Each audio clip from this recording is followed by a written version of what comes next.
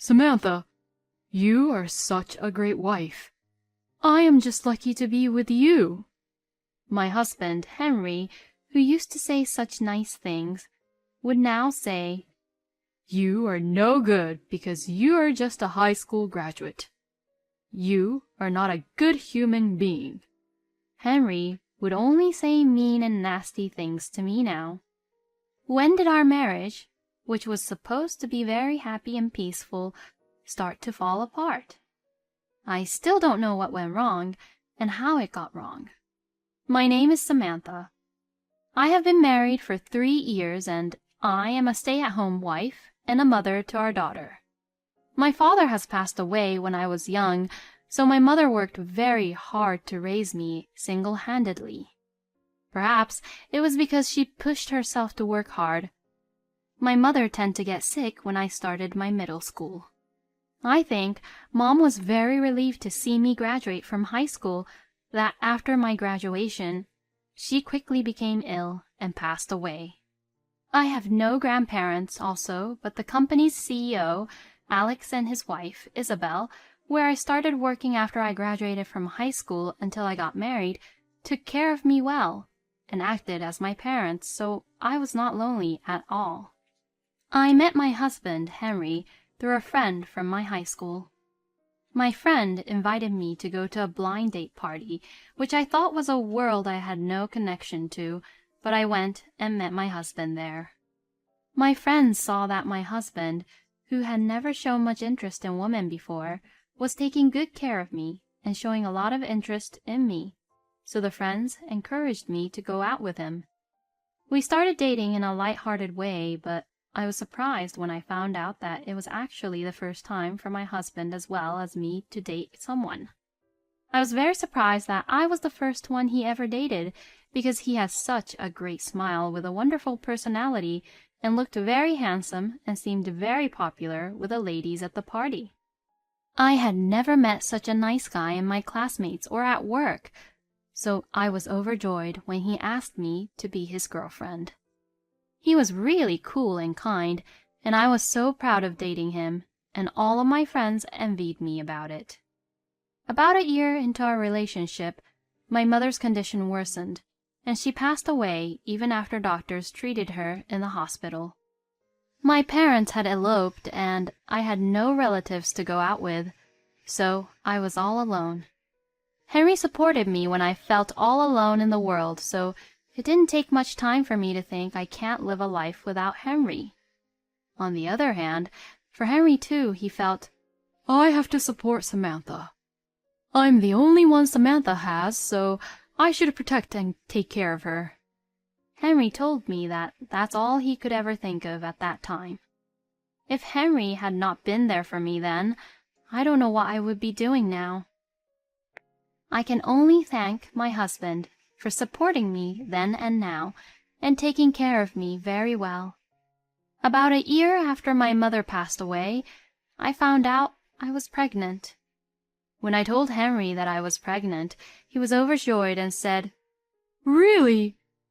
There is really our baby inside of you? Thank you! Samantha, thank you! I thought it was too early because it's been so short since your mother passed away, but let's get married, Samantha. Please, let me be your family, Samantha." He proposed to me with such kind words. Of course I said yes, and hugged him as he hugged me back, because I couldn't imagine my life with anyone other than Henry. Besides, I felt that I got pregnant because my father and mother, who are in heaven, were being happy and supporting me being with Henry. Just imagining what the future holds for us, I am filled with happiness and couldn't stop smiling. I thought I was at the bottom of my life after my mother died, but I never thought a day would come when I could be this happy. I am the happiest person in the world. At that time, I really thought so. Before my stomach was too big to fit into a wedding dress, we had a wedding ceremony, which Alex and Isabel attended, and Alex walked me down the aisle on behalf of my passed-away parents. We think of you as our own real daughter, Samantha. I have watched you work hard after graduating from high school and joining our company. I support you from the bottom of our hearts, and I hope you will consider us as your parents. Don't be a stranger, and don't hesitate about anything to us. Or is it too forceful on you to consider us as your parents? Since Alex says such thing, I replied, "Of course not. I'm so happy and feel very cherished. Thank you very much." I decided to take Alex's words and was very glad at his words. Alex seemed very proud of walking me down the wedding aisle, and after my birth to Rose, at least once a month, I would visit Alex and Isabel just to show Rose. I am so grateful to Alex and Isabel for taking care of me and Rose as if we were their real blood-related daughter and grandchild. I am only indebted to them now, but some day when I have more time, I would like to take care of them as my blood-related parents.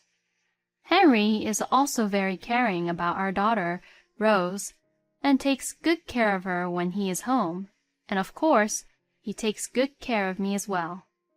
When Henry sees me moving around, trying to do all the household chores and taking care of Rose perfectly since I am a housewife, he says, Samantha, why don't you take it easy a little bit? I'm here too, but if you do everything, Samantha, there's nothing for me to do. I'm so lucky to have a lovely hard-working wife. Then to Rose he said, Rosie, Mommy is a hard worker, isn't she? As he said this, he put Rose on his lap and played with her. Henry would immediately notice when I look a little tired and would quickly offer, Samantha, are you okay? I can cook the dinner for all of us. And he would quickly make a very yummy dinner for all of us. He is really a good husband. However, when Rose turned 2 years old, Henry's attitude and behavior began to change. There was a change in his workplace, and he was assigned to a much busier department than before. He used to come home at 7 p.m. at the latest. After he got assigned to the current department, coming home at 9 or 10 p.m. was the earliest, and there were many days when he comes home later than that. Since Henry comes back home after Rose is asleep and leaves the house before she wakes up, Rose missed her father a lot. Henry spent most of the weekends in bed, saying that he was tired, and our family time as 3 was also greatly reduced. Then he started talking a lot about the woman, Meredith, who became his co-worker at his current department. Meredith is said to have graduated from a higher GPA university in New York compared to Henry. But she does not hold that fact against him at all, and is always very polite and attentive to him. Whenever Henry talks about Meredith, he looks very happy, and always smiling, saying how she makes his life at work a lot easier. Good for you for having such a wonderful co-worker. Yes, I really appreciate her for being in our department. Meredith is really a very smart woman. She reads things 2 or 3 steps ahead of time and doesn't show it off at all. She makes my job so much easier. She's the only reason I'm getting by.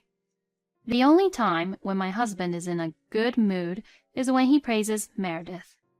If that was the only thing he did, it was fine, but little by little, he started comparing me with Meredith and started complaining at whatever I do. For example, when I was taking care of Rose without cleaning up after dinner, Henry would say, Hey, hurry up and clean up. What a slowpoke. If it was Meredith, I bet she would clean up quickly at a time like this. She's so good at anything she does. Meredith is all my husband ever talks about now. Lately, it seems Henry is calling Meredith by nickname, which is making me somewhat uncomfortable, but I couldn't tell my husband about it. Another time, he got angry when I didn't iron his shirt before going to work, so he said, Who do you think takes care of you?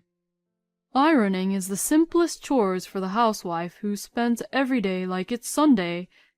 You can't even do the simplest chores, and you just play with Rose and don't cook well enough. What a married life! I feel bad for myself. There are women out there who are perfectly capable of doing the household chores while they work at office. Ah, but it's hard to ask the same from a high school graduate like you.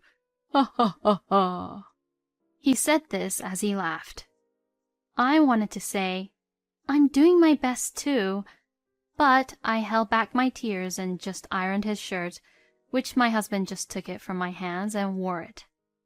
Of course, without thanking me, and just left to work without saying anything to me. The woman Henry said about earlier, I think he was probably referring to his co-worker Meredith. I cried alone, thinking how he used to praise me, but how did this happen? He had never said anything mean to me or looked down on me as a high school graduate before. But Henry's words were very cold, and I took it in because I did have a complex of not going to university to study further. After that, my husband's words and attitude became worse. He still came home late, and recently he has been working on the weekends also. So he was not at home at all taking care of Rose or doing any of the household chores. Whenever Henry is at home, he would find anything he could to complain about it, so I feel more comfortable when he is gone to work, but in my free time, I would think about my husband all the time. What did I do wrong? Why can't I make Henry happy anymore? Maybe the situation is like this because I am stupid. It's all because I didn't graduate from university. I am such a useless person. I feel sorry for Rose as I was being such a bad mother. It would be better if I didn't exist. These kind of thoughts kept going around and around my head every day. Alex and Isabel were very worried about me as I gradually became worn out without even realizing it. Hey, Samantha, are you eating well? Are you sick? Maybe you need to get a checkup from the hospital. Don't worry about Rose. We will look after her, so why don't you go and get a checkup? Alex and Isabel were both very concerned, but there was nothing wrong with my health. It's just that our family was not doing so well. I laughed and said, What? Why should I go to the doctors? I am very fine. I'm just on a little diet. I tried to laugh it off, but Alex and Isabel just looked more worried to what I have said, so I guess they didn't believe me for it. Even though I didn't realize it myself, but at this time, I always seemed to be in a daze and had become morbidly thin. I guess my heart was screaming for help. I didn't want to worry Alex and Isabel, so I didn't tell them about how Henry was or what he was saying to me at that time. But I was so sure of this conclusion I came up with. Henry has no more love for me and Rose, but he found someone better outside our family. To Henry, I think Rose and our existence was just in his way. There were many signs from him which made me think that way.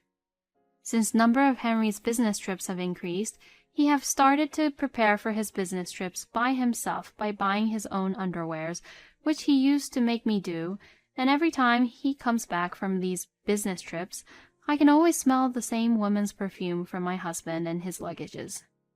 I don't know if Henry was even trying to hide it or if he thinks I'm too stupid to notice. Even if I am stupid and I'm only a high school graduate, I still have the woman's intuition which he should not underestimate. The hardest part is that even though I am almost certain that my husband is cheating on me, I can't think of the life I would have without him. I know for sure that I can't continue to live like this. But then when I start thinking about actually raising a child on my own, being a single parent, my feet start to wobble and I feel like I'm going to faint. I am sure this is where my husband tells me that I am an idiot. I don't have the courage to stand up for myself, nor do I have any confidence in myself at all. I have no parents to rely on, no relatives, no savings of my own, no job in hand, and my child is very young, so there is a limit to how much I can work. No matter how hard I think about it, I felt stuck in this situation that I had no other choice but to be stuck. So I would get more and more worn out and be morbidly thin. One day, Henry came home early looking troubled, so I asked him, "What's the matter? You seem a little strange today. How was your day at work today?" As I asked, he responded, I got fired today. "What?" I couldn't understand what he said because he said it so casually. "What? Wait, I'm sorry, but fired? You mean that you were asked to leave from your job and never to come back?" Yes, fired. Just fired. When Meredith and I were fondling in the company car, an employee found out about it and reported on us, and now the whole company knows about it. Did he just admit that he was cheating on me now? He was fondling with Meredith in the company car and was reported about it. What a shame! I found myself becoming strangely calm. Does he even realize that he just revealed the affair he was having with Meredith to me, his wife? Could it be that he said it on purpose? Just to see my reaction for it? When I was just speechless and silent, Henry just smirked and said, Well, now I'm going to be jobless, so you should work as a breadwinner now. He said this as he laughed sarcastically. At that moment, I felt something inside of me snap for the very first time. No way, I'm leaving. I must have had a poker face at that moment. However, the only people I could rely on were Alex and Isabel. Alex seemed very surprised to see me with the luggages with Rose, but he welcomed me home and took the time to listen to what I had to say.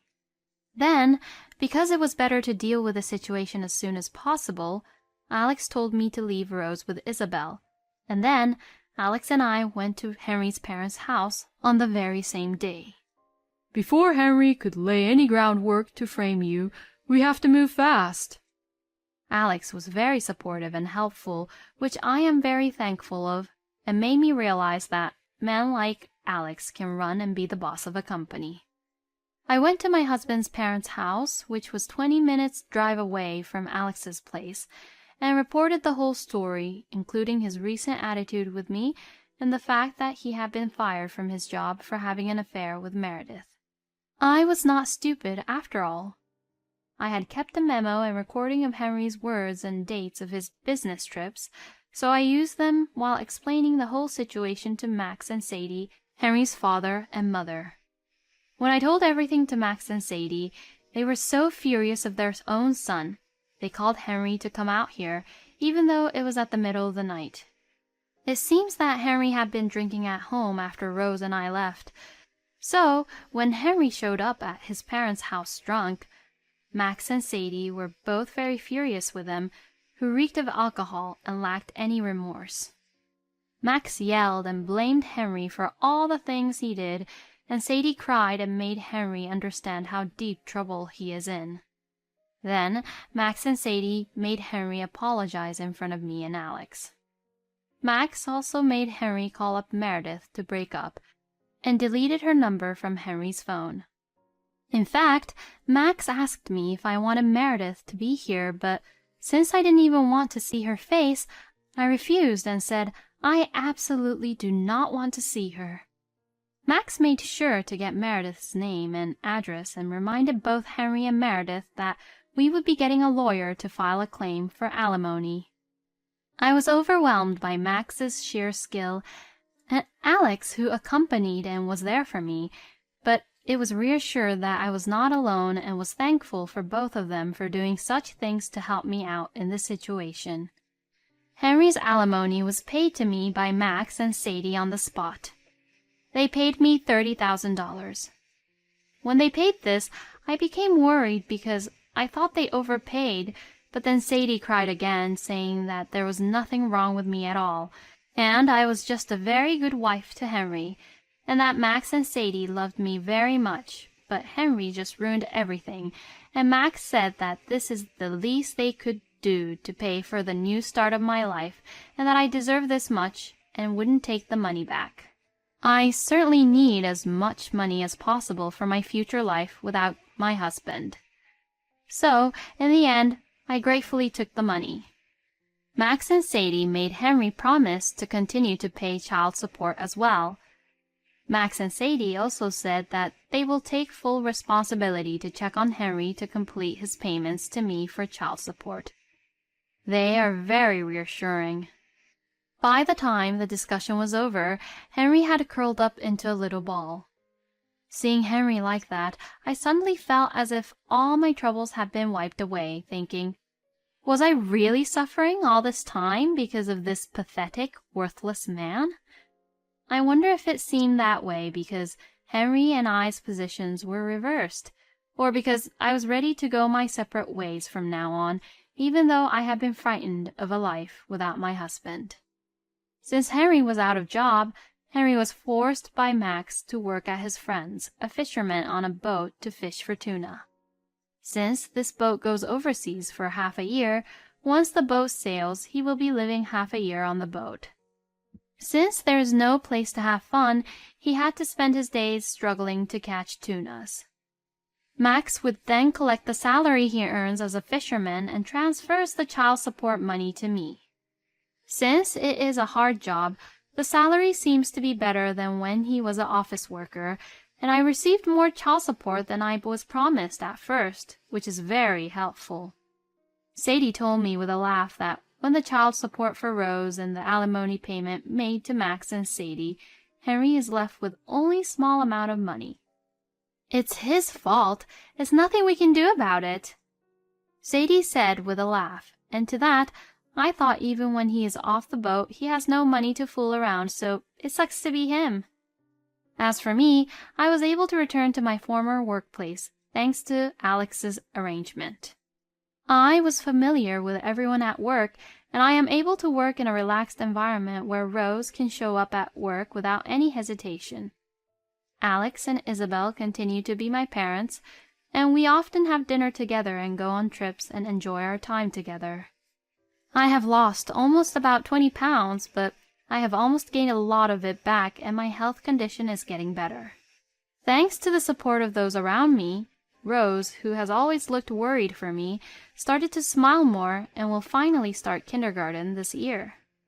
Alex and Isabel will also be there for Rose's first day of kindergarten, which makes me feel warm and fuzzy, thinking this is what having parents or grandparents are like. Thanks to Alex and Isabel, who always warmly watched over us, and Max and Sadie, whom I still keep in touch today, all of them show a lot of love and support to Rose, which makes her grow up into a loving and gentle child. With everyone watching over us, we, as parents and children, have been able to spend our lives happily. At one point in life when I was living with Henry, I had given up hopes and thought that my life was hopeless, but now that I am on my own, I realize that although I couldn't think it like this back when I lost my mother, I actually have so many people taking care of me as I am not alone, and thanks to Max and Sadie's support, I received child support from Henry, so I feel that my life is not a waste anymore. I had lost all confidence in myself because Henry kept making fun of me. But if I am living honestly and hard, I don't need to worry about being denied by anyone. I am going to continue to live my life looking forward to the future every day so that my parents who are in heaven will be happy and smiling over